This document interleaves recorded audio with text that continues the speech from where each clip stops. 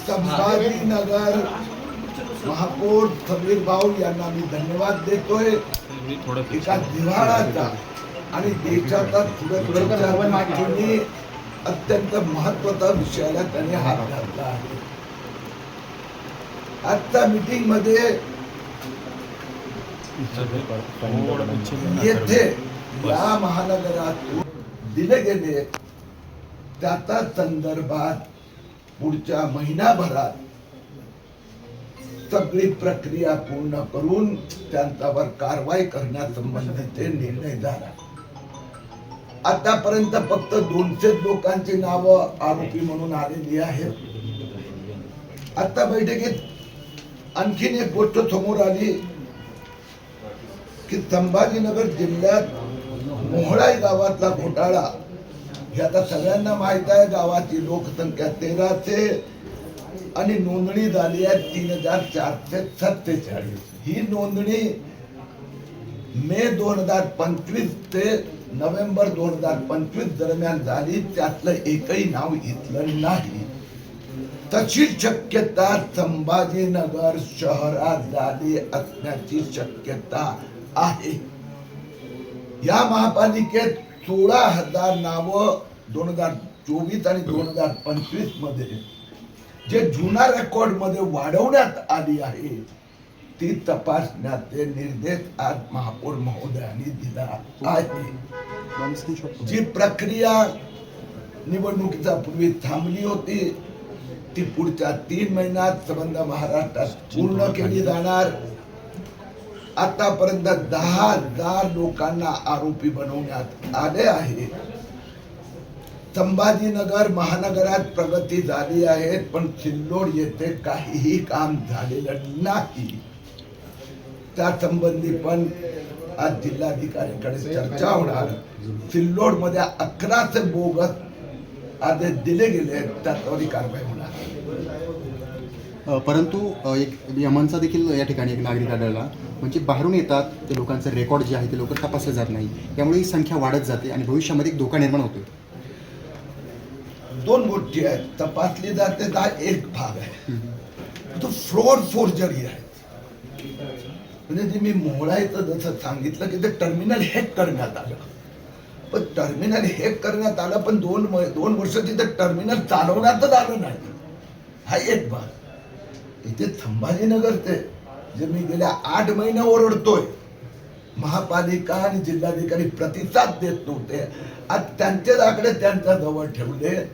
16,000 अशी नावं वाढवण्यात आली आहे गेल्या 2 वर्षात जे तपासली गेलेली नाही.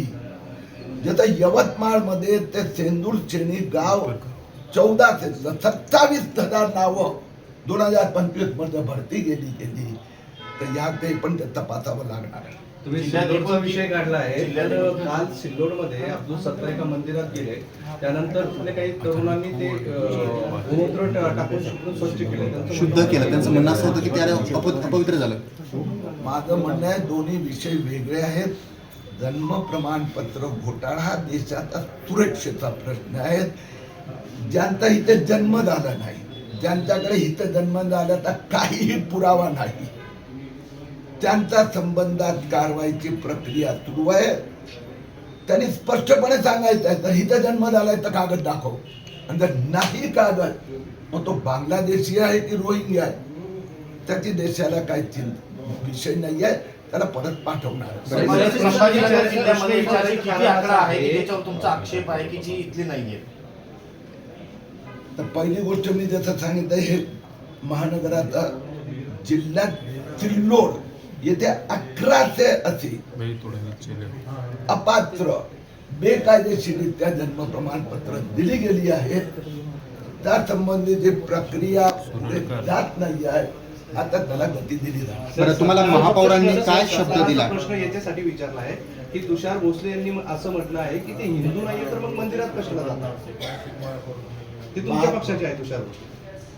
महापौरांनी या गोष्टीत सगळ्या अधिकाऱ्यांसमवेत स्पष्टपणे सांगितलं की 3 महिन्यात आम्ही हे सगळं प्रक्रिया पूर्ण करणार.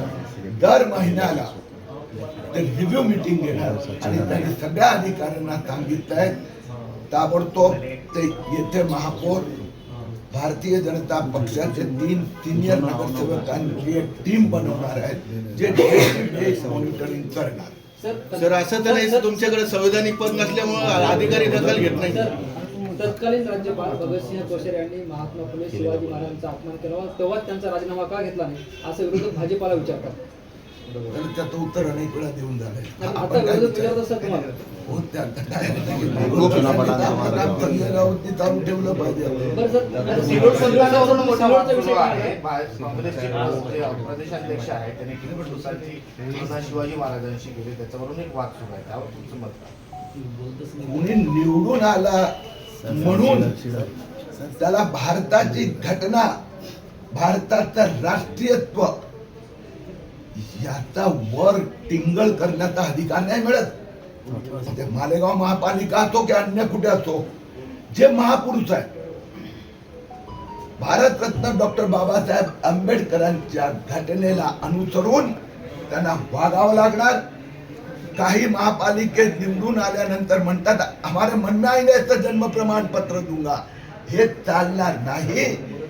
तुम्ही छत्रपती शिवरायांचा अवमान करणार असेल काँग्रेस अध्यक्ष सहन केलं जाणार नाही आणि टिपू सुलतानची प्रतिमा फोटो मान्य होऊच शकत नाही. ओके.